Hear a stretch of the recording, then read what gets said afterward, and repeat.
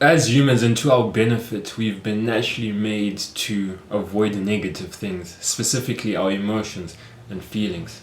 So whenever we're sad or anxious, we try and numb ourselves and find an escape from those emotions, whether it's through social media, consuming junk media, or whether it's through substances such as alcohol and drugs. Either way, we're trying to achieve the same thing. We're trying to escape from the negative side of our life. I think everyone can relate when I say that when you try to run away from these emotions, it works for a short while, maybe a few hours, maybe even a few days. But then in the end, that emotion is much more intense. So after hearing all of this, what if I told you that your negative emotions are actually good? That your negative emotions are a benefit to you? And what if I told you that you should be grateful for all the negative emotions that you feel? You're probably saying this guy's crazy. He doesn't know what he's saying. He doesn't know the pain that I go through. But even pain, for example. Pain is probably the best emotion or feeling that we have.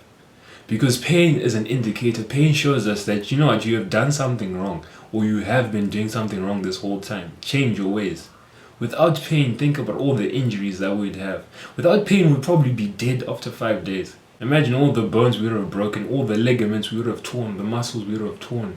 If we didn't have pain, you know, like everyone goes through this experience when you're like 5 years old and you put your hand on the stove and then you immediately feel so much pain and you're just like, ah. If we didn't have pain, we would have just left our hand there and we would have lost our hands. We'd just be looking at our hands turn black and be like, what's happening to my hand? And be shriveling. And pain is similar to all the negative emotions. Since pain is a feeling that shows you that you've been doing something wrong, that is an attempt to steer you on the right path. Pain at its root is a good emotion. So similarly to pain, your other negative emotions are indicators. So whenever you're feeling sad, whenever you're feeling hopeless, like you have nothing to look forward to, those emotions, they're not there for you to run away from them. Those emotions are there to show you that you are living wrong, that you need to make a change in your life, you need to start living a better life true to yourself. And most people aren't going to agree with this statement, and I don't agree most people to agree with it. TJ! But their depression and anxiety symptoms are not because they're clinically diagnosed with depression and anxiety and they'll never be able to get better. Those symptoms are simply side effects to the terrible life that they've been living. Lives full of instant gratification, a life with no purpose, a life with no meaning, a life that provides no fulfillment, a life filled with all the bad habits. Do you honestly think you'd feel good if you have a screen time of 11 hours, if you're not chasing after any meaningful goals?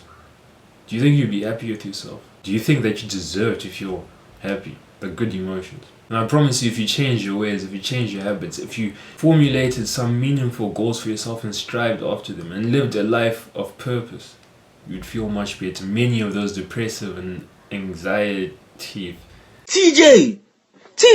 Many of those depression and anxiety symptoms will go away. I'm not saying all of them will go away, but you'll lose some of them. Whenever you feel hopeless, whenever you don't look forward to the future, it's because you don't have a purpose that you're chasing after. You're living a life that lacks meaning.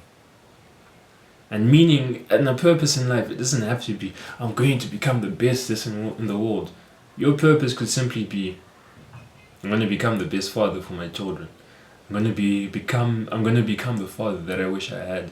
See, not everyone has to have a purpose like Thanos, trying to eliminate half the population. No, your purpose can be as simple as you want it to be, but you always have to be striving for something. So the point is that your negative emotions are not bad, they're actually good. They indicate to you that you are doing something wrong. So for you to benefit from this mindset to the greatest degree, you have to be mindful. Because if you aren't mindful, you won't really be able to distinguish why you're feeling sad, anxious, or hopeless.